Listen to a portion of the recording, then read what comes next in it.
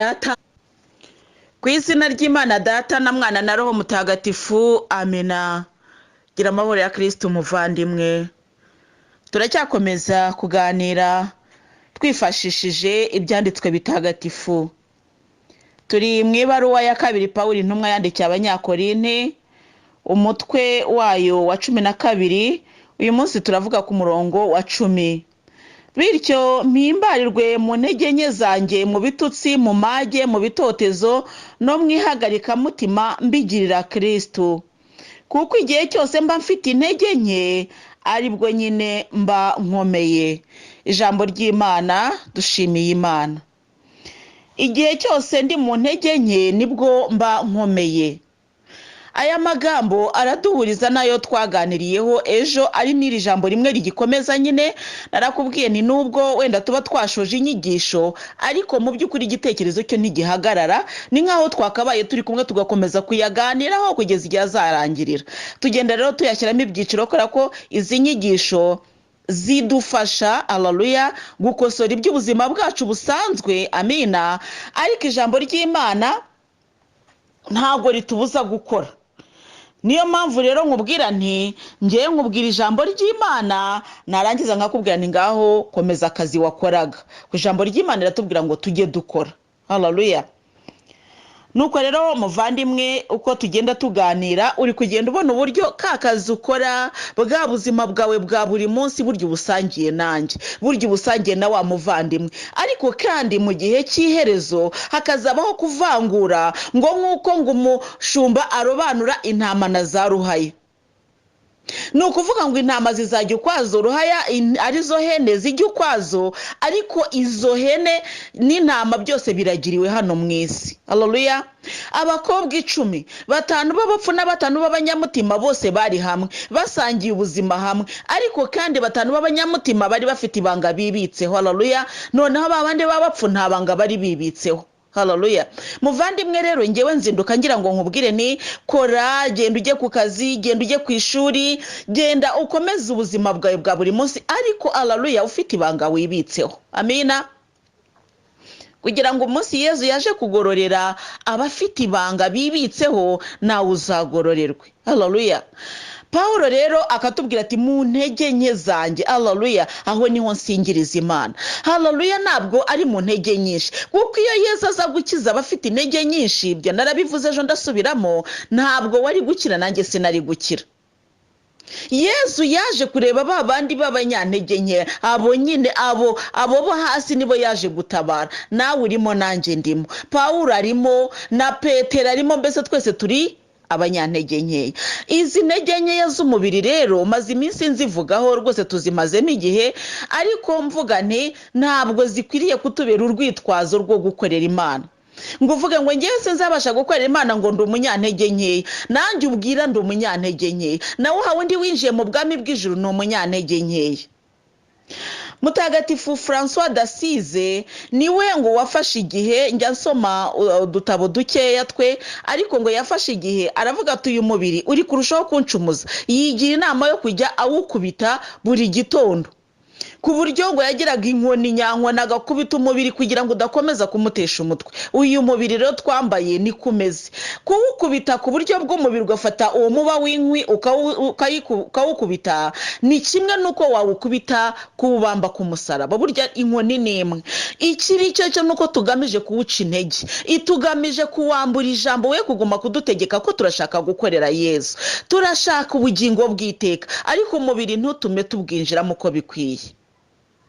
Muvandimwe ugana mu ijuru rero, Paulo mutagatifu yandikiye Abanyakorinte, natwe turi Abanyakorinte uyu munsi, arababwira ati nakomeje ibyo byatumye nsaba Nyagasani 3 kose ngo ayinkizwe. Ni ku murongo wa 8. Maze aransubiza ati ingabire yanjye iraguhagije, kuko ububasha bwanjye bwigaragariza cyane cyane mu banyantege nke. Aha twarahaganiriye ejo, kandi ndumva buri wese amaze kumva intege nke ni iki. Twasanze ko ari intege nkeya zidutuyemo, zihambiriye na kamere yacu, zihambiriye muri iki cyondo tubumbwemo. Hakaba n'intege nkeya tubyutswamo n'abandi bantu bitewe n'icyo bashatse kudufatiraho. Ibyo twarabibonye. ntago turi bubisubiremo, ndizera ko tubyibuka. Noneho rero muri za intege nkeya twaje gusanga ibyiciro byose by'abantu byose biri ibinyantege nkeya. Ari umuntu ufite titire yo hejuru ku isi, ari n'umuntu ufite titire yo hasi ku isi, twese turemye mu mubiri turi abanyantege nkeya. Wa wundi ubwirwa ijambo ry'Imana ni umunyantege nkeya, wa wundi uvuga ijambo ry'Imana ni umunyantege nkeya. Urugamba turimo twese tururwana kimwe, ariko tukagenda dutsinda bitewe n'uburyo twifashe kuri rwa rugamba, kuko ibiza ku muvugabutumwa ni nabyo biza ku mubwirwabutumwa. Icyo gihe rero iyo ufite Imana mu mutima, haleluya, ukaba ufite Imana muri wowe, umenya uko ngomba kwifata kuri rwa rugamba. Ntago wemera gutsindwa, kuko uzi neza ko nyuma y'urugamba abasirikare b'intwari bazahembwa. Nawe rero ukavuga uti nanjye reka nirukire kubona igihembo cya mbere. Haleluya, nicyo Bibiliya rero itubwira. Intege nkeya twaziganiriyeho bihagije, ndahamya ko buri wese agerageza kureba mu ndorerwamo y'intege nkeya nawe akibona. Ukabona ahandi wajya gutsindwa, ukabona ko buriya hari ahantu wajya gutsindwa, wenda ugatekereza uti yo ngewe ninjye utsindwa koko njyenyine. None umaze kubona ko burya na padiri atsindwa, burya na wa mubikira atsindwa, burya na wa wundi tubona ubutagatifu cyane nawe burya ajya atsindwa, hari ibimutsinda. Wamaze kumenya ko twese turi abanyantege nkeya. Ariko noneho mu banyantege nkeya twamaze kumenya ko hari abamanuka bajya ikuzimu iyo bapfuye, hakaba n'abazamuka bajya mu ijuru aribo bitwa abatagatifu. Haleluya, bose babaye mu isi ari abanyantege nkeya, ariko iherezo riratandukanye.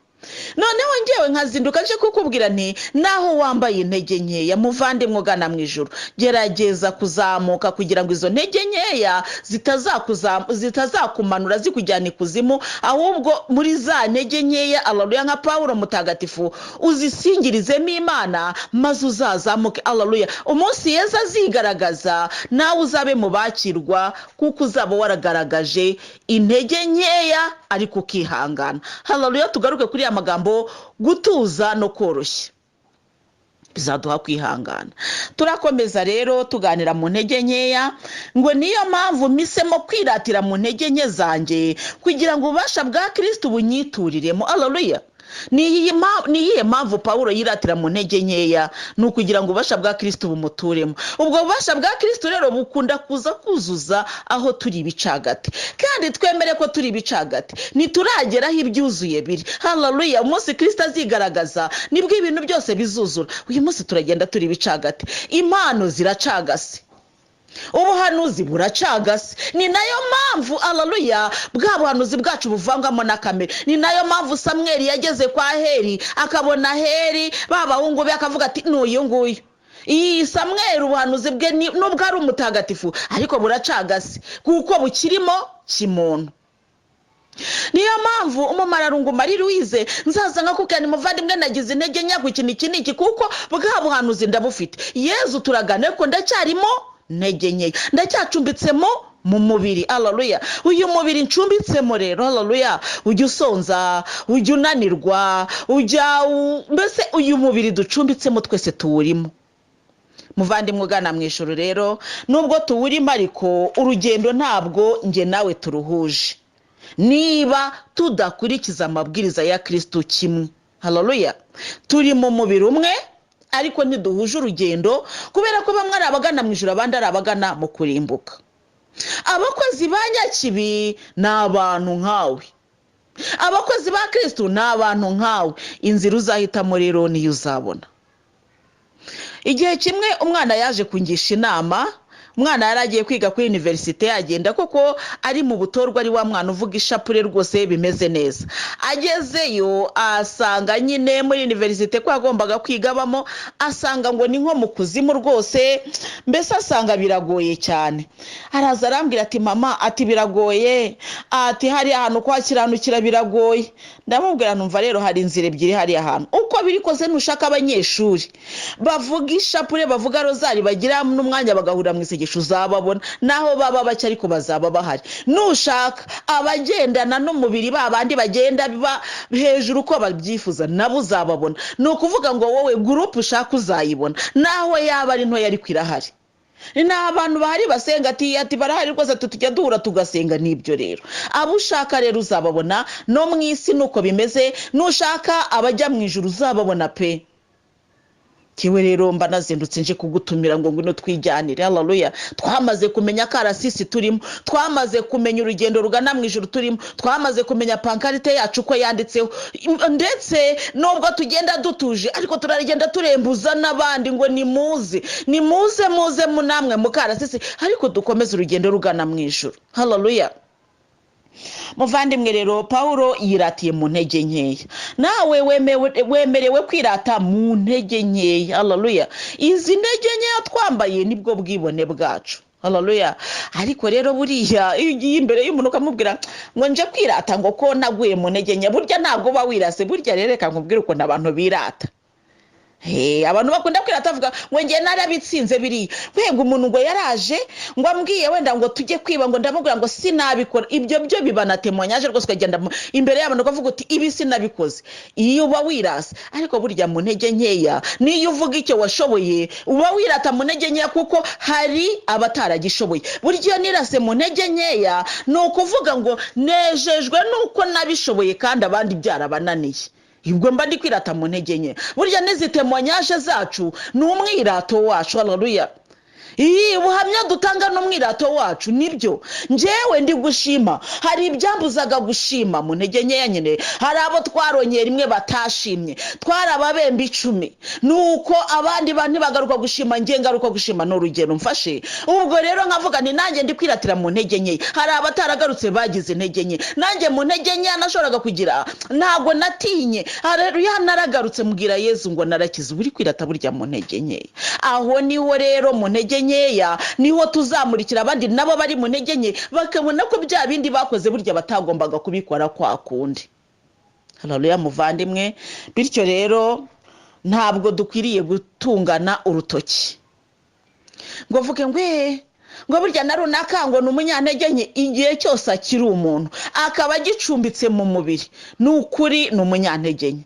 Ndetse reka nkubwire ikintu Yesu yambwiye. Haleluya. Yambwiye ngo naho yaba ari perezida wa repubulika, naho yaba ari umusirikare ukomeye, naho yaba ari padiri, naho yaba ari papa, titire waba ufite yose ku isi, nta muntu n'umwe bajya gukorera operasiyo batamuteye ikinya. Kandi iyo kidafashe ntago bahita bakora operasiyo. Wenda tuvuge bibaye ngombwa basanze hari akantu arwaye bakavuga bati reka tumubage, babanza kumutera ikinya. Kubera iki rero bamutera ikinya? Nuko nta muntu n'umwe Haleluya wambaye imbaraga nyinshi ziruti izikinya.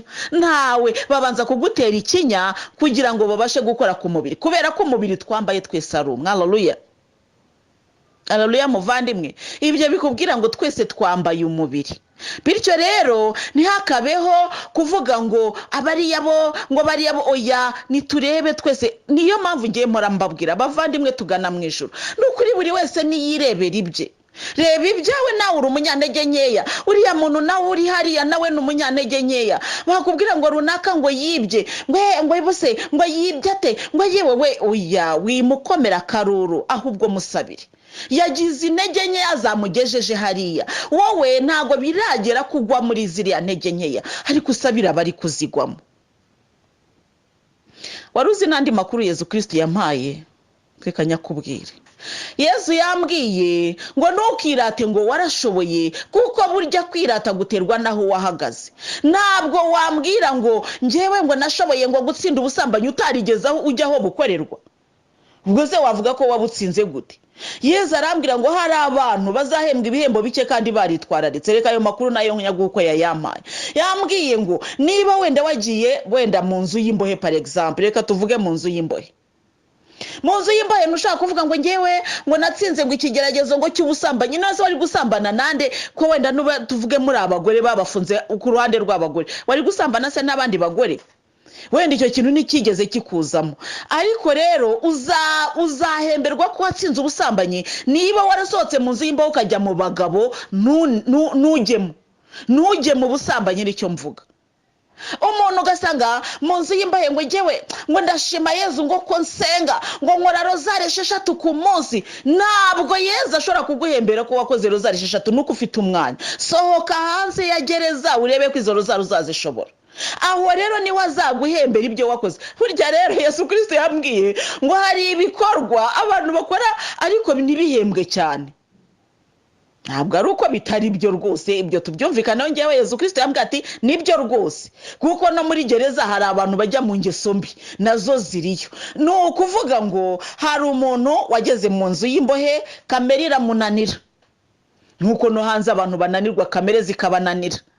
Ariko nanone wa wundi uvuga ngo nagerageje gutsinda, buriya kenshi na kenshi atsinda kubera ko yicaye ahantu hatari icyo kigeragezo. Noneho rero Yesu Kristo yagusohora yagushyira hanze, aho niho ugomba kugaragariza ko watsinze, nkuko watsinze uri mu nzu y'imbohe. Hari abantu benshi twagiye dusengana bagiye baha Yezu amasezerano, benshi bari mu nzu z'imbohe. Yezu nusohora hanze nzagira gutya, agatanga amasezerano benshi, kuko aho yarari yumvaga koko azabikora. Ntabwo nzajya ndyama navuze rozari, ntabwo none se hano ko mbishobora mwavuga rozari 5 cyangwa 6, imwe niyo izajya inanira. Agasohoka yamara kugera hanze ukwezi kumwe abakivuga ya rozari, uko akabira ati yewe aterega byanze, ati nukuri, ati no mu rugo ndabibabwira, ati nkabona ntibabyumva, ati agatangira gucika intege. Hajya gushira umwaka, benshi ntabwo ari bose ariko abenshi hajya gushira umwaka bya bindi bavuze barabirambitse hasi. Kubera iki? Yiyemeje yicaye mu kaga, yiyemeje yicaye mu mubabaro, agira ngo nasohoka avuye mu mubabaro niko azakomeza. Niyo mpamvu nongeye kugaruka ku magambo tuvuga duhigira Imana. Muvandimwe ufite umuhigo wahigiye Imana, Mana nungirira gutya nzagira gutya. Iki ni igihe cyo kugira ngo uhigure umuhigo. Iki ni igihe Yesu Kristo arabimbwiye. Ongera utekereze ku muhigo waba waragize, wihigure muvandimwe. Wagize umuhigo ubabaye cyane, uravuga ngo Mana nungirira gutya ngewe nzagira gutya. Uyu munsi ugeze hehe ubikora? Imana n'indahemuka yarabikoze, wowe wakoze iki? Muvandimwe ugana mu ijuru, ayo maso tuyagire nayo yikebuka ariko yirebe. Nuko rero Yesu Kristo yambwiye ati hari ibikorwa abantu benshi bakora ariko ntibihite bihemberwa kubera ko bitarahura n'akayunguruzo. Burya rero Yesu Kristo yambwiye ati abantu bose bagiye gushesha ifu ku cyuma, ndavuga abantu bajya gushesha, nukuri ifu yose iba yitwa ifu, sibyo? Ariko buriya amafara atandukanye, hari karite ya mbere kabara agafu kanoze, hari ya kabiri wenda irimo uduheri duke, hari ya gatatu irimo ibiheri binini. Mbese muri make ifu yose iba ari ifu. Bityo rero ku mafu turiye cyangwa se ayo dufite, tujye tumenya ko nacishwa mu kayunguruzo hari bizasigara. Ibyo kandi bitaracishwa mu kayunguruzo byari bivanze na yafu, nkibwira yuko ari ifu nziza nikoreye, kumbe harimo ibiheri kubera ko nta kayunguruzo kari kabonetse. None akayunguruzo kabonetse basanga ifu yanjye burikirimo ibiheri. Nuko nkavuga nayo we amafu yacu rero bavandimwe ayo turiyo nayo dufite yose azacishwa mu kayunguruzo. Haleluya. Hari abantu benshi rero uyu munsi uvuga uti yo naratsinze, ngewe rero kabiri narabitsinze kubera ko utarajya mu kigeragezo cyabyo. Si ukuvuga ko gutsinda mu kigeragezo bidashoboka, ariko ihangane Nyagasana kigusohoremo, ariko turebe uko uzabyitwaramo nyuma y'ikigeragezo. Erega buriya reka nkubwire muvandimwe, amagambo Yesu Kristo akomeza kumbwira ari nayo nanjye ngusangiza. Ngewe mbona icyo twari dukwiriye gusengera nuko Imana izadufasha mu bisubizo, kuko mu bibazo byo kwegera Imana biratworohera. Enda si kuri bose ariko kwegera Imana. None se ko Yesu yavuze ngo mwese abarushye n'abaremerewe muze musange ndabaruhura, ubwo gusanga ugomba kukuruhura kuko urumva byakunanira? Uri umukristo ni wakabaye utinya kumwegera, ahubwo dore akaga gakomeye. Abarushye n'abaremerewe bashima ntabwo bajya babyumva. Icyo nicyo kibazo kinakomeye muri iyi si y'uyu munsi. Abarushye n'abaremerewe tubarebera muri bya bibazo, ararwaye, ararwaje, afite umuturanyi umumereye nabi, karandezi wabo nimbi rwose aho ngaho tubona ko biremereye. hari abakobwa benshi turi kumwe muri audio bafite ibyo bibazo by'amakarande karande watangiye gukundana n'umuhungu bikanga ubwo ni ibiremereye. Aho nanjye ndakubwira nikomeza wirebere kuri Kristo kuko afite iherezo ry'ikibazo cyawe. Ariko noneho ibindi biremereye tutajya tunareba ni bya bindi twita amashimwe. Iyo byageze mu mashimwe muvandimwe burya biba byoroshye cyane guhunga Imana no kuyikwepa. Abantu benshi bakunda kuba mu bigerageza ariko mu bisubizo bikaba ibibazo. Cyagiye wari mu kibazo warariraga ariko igisubizo cyaza ugatangira guseka. Kwa guseka kwawe kukazagera ubwo kukunaniza none ukazajya useka ukanarenza. Iyi burya reka nkubwire muvandimwe njya mvuga nterega inkweto ndende ntawe itabera kandi kagakweto gafunze neza kameze neza burya ntawe katabera. Ikane ndongera nkubwire nta kirenge burya kitagira inkweto yacyo. Nukira muvandimwe naho wambara 50 uzatanga komande bayikoreshe. Nimero 50 rwose bayikoreshe yawe bwite kuko uzaba ufite uburyo bwo kuyibona. Mubwira ngo hamwe n'igisubizo nta kibazo uzaba ufite. Icyo twita igisubizo cyo mwisi. Ariko noneho mbaza uzagenda gute mu gisubizo? Cyagiye wari ubabaye washoboraga kwitwara neza. Iyi kandi ariko ngewe nibyo nakubwiraga muvandimwe ni hari ibintu Yesu Kristo adahembera kubera yuko aba utaragera ku munzani ku gipimo.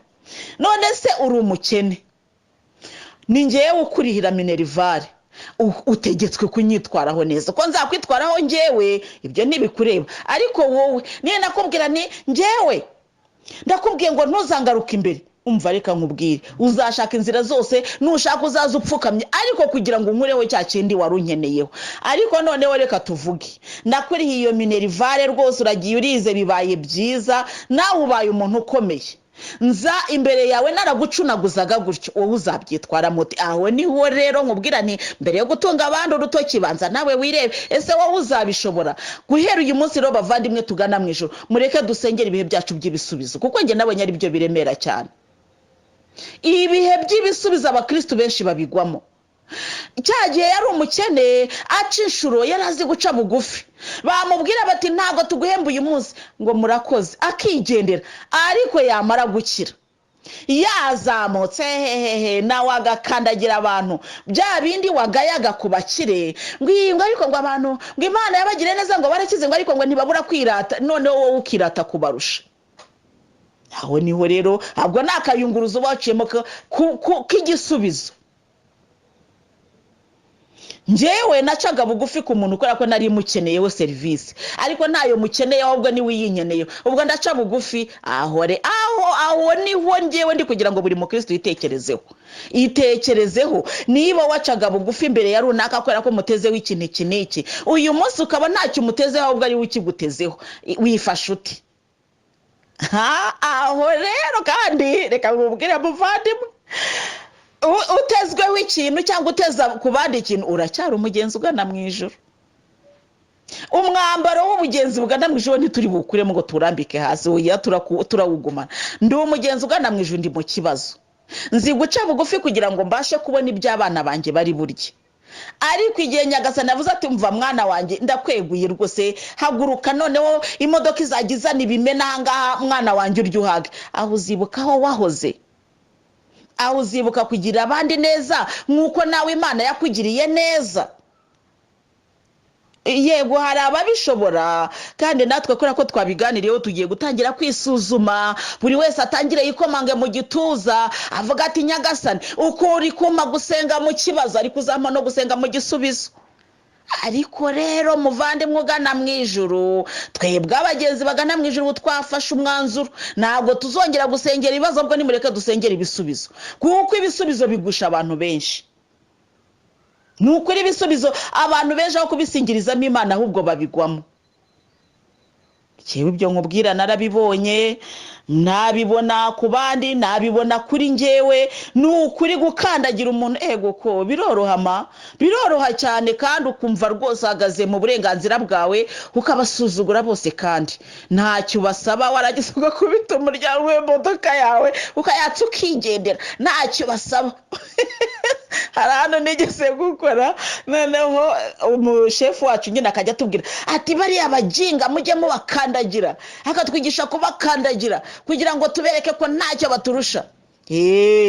mu bisubizo ariko burya ibibazo byaje yewe cyane abanyari byo bigoye niyo mpamvu ndi kwigisha abagenzi bagana mu ijuru ndakubwira ni mugenzi ugana mu ijuru ni ukuri ya mavi wari ufite muri cya kibazo igihe wariraga azaba ari nayo ugira mu gihe wasekaga rayira ko uzabishobora uzi ko igihe uri kurira banakubwira bati kora isengesho ry'iminsi 3 uririra Imana iragusubiza ukarikora utarya utanywa ariko nendore ko ari gushima ngo mwana we ngo wagiriye neza ngo ngiye gufata isengesho ry'iminsi 3 ntarya ntanywa ngo ngusenga reka da igihe nariraga nanjye ariko reka mbivuge muvandi mugana mu ijuru najya ku bandi ngo nibagirwe ibyanjye igihe nariraga nazamutse kanyarire shure ebyiri ndirira Imana njya mu rusesi imanza ndirira Imana ariko uyu munsi sindajya kanyarira gushima gusa njyewe hari ikintu ndakoze kandi ni Yesu wakimbwiye naramubwiye numva rero Yesu uyu musozi ndawuzamutse nariko sinkwemereye kuzawugaruka ngo nje gushima no ya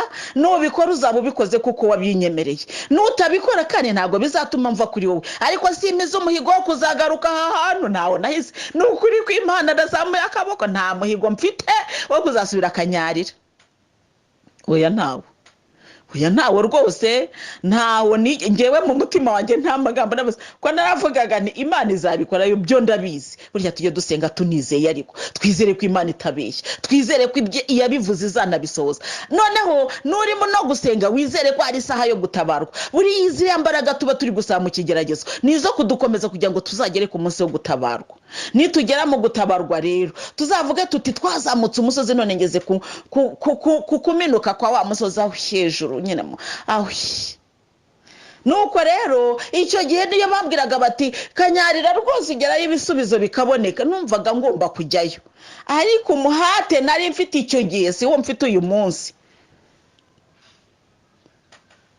ngewe Umumararungu Marie Louise ndavuga ibyanjye nawe ureba ibyawe kuko nureba ku byanjye uzavuga ngo none ngo nawe ubwo udashima ngo nanjye sinzashima birakureba ntabwo ngewe wenda nge mfite uko nshima ubu kanyarira yajya ndi kuyizamuka ubu we Yesu Kristo yambwiye ati wowe iturize ibyanjye nawe nta muntu uzabyivangamo ayo makuru reka nkubwire rero muvandimwe burya rero Yesu Kristo agira ibanga nta muntu uzivanga kuri dosiye yawe nawe Yesu yarambwiye ati nta banga ntazakubwira uretse iryo gukira kwa roho y'umuntu burya hagati y'umuntu n'Imana nta wundi wivangamo n'ibanga rikomeye cyane nanjye rero hagati yanjye na Yesu harimo ibanga rikomeye cyane amagambo tuvugana harimo ibanga rikomeye cyane niyo mpamvu nkubwanye ntukarebe ibya runaka kuko ntuzibanga afitanye n'Imana haleluya ni nayo mpamvu mu gitabo cy'ibyahishuwe havuga ngo tuzahabwa amazina ngo nuko ngo mbona buri wese ahawe izina ngo ndetse ahabwa n'irindi zina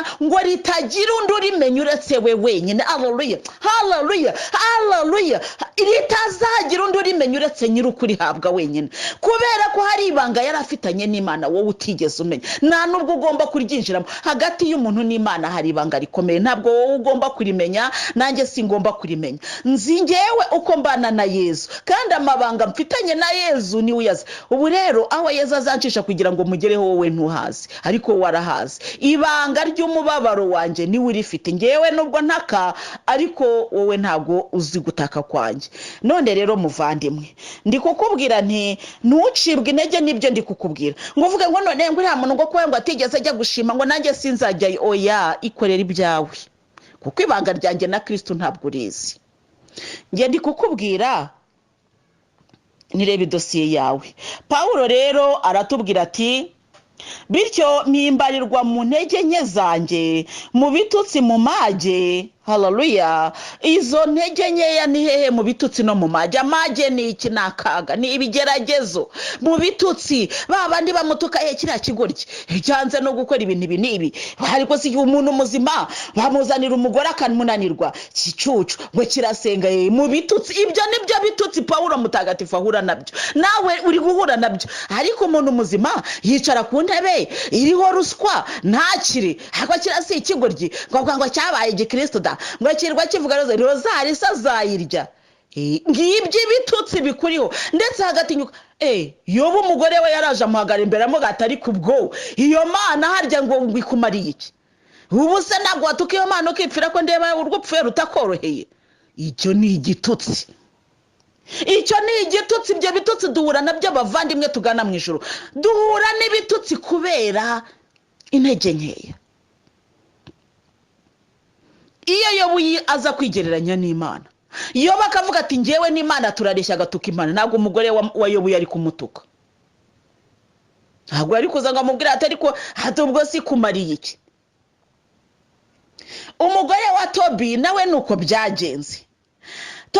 Tobiti uko yari yakabaye impumyi, umugore we yazanye agahene ngo avuye gukorera, yumvise akari guheba aravuga ati wa mugore we utazava unzanira ibihumanya, yisubize iyo hene rwose mbabarira, tutavaho turya iby'Imana itaduhaye rwose, nubwo nahumye nubwo nakoze, kuko Tobiti yakoraga ibikorwa byiza.